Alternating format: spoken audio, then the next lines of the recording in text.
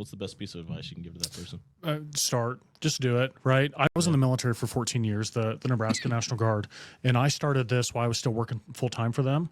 Sure. So I resigned my full-time job in the military in December of 2019. What Then the pandemic rolled in. I watched $500,000 just disappear in March. Yeah. And that forced me to just get out there and hustle. But if you got a full-time job, just go start something on the side. See if you really like entrepreneurship, because a lot of people don't like the feeling of 2 o'clock in the morning. They're like, oh, I got payroll tomorrow and I don't have any money in the bank account. People that listen to this show every day are going to be sick of hearing me say this because I say it all the time, but it's probably my favorite quote of all time.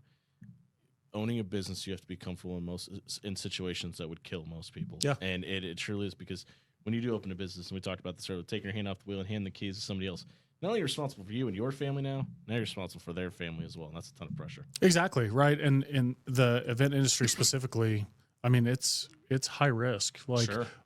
A person says one wrong thing that may not be wrong to them, but wrong to the client. That client could be gone forever. Yep. I mean, that could be a $3, $4, $5 million client that just walked out the door. Sure. So it's one of those things you just got to let your hands off of it. Why is it stressful for you to hire people again? Right, exactly, right. Yeah, everything. Yeah. I have a good friend. They lost a very large client because they forgot to put the lights backstage for the walkway.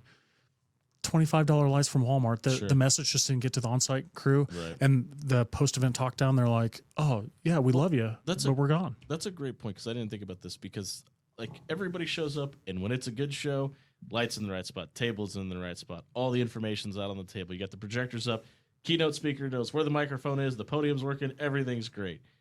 But a lot goes into that. There's taping down wires. There's making sure safety procedures are. How often are you guys having the discussion? Because discussion one, great show, everything's going to go well. How often does the safety conversation happen? All the time, right?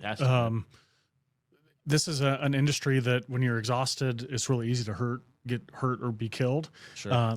Stuff in the ceiling, there's weight, there's all sorts of stuff. So somebody else can get hurt too. Yeah, absolutely. Right. An attendee, a light could fall if it's not rigged correctly. So the safety conversation is a lot, and making sure that we're managing people well so that we can rotate them out if they are tired or those types of pieces.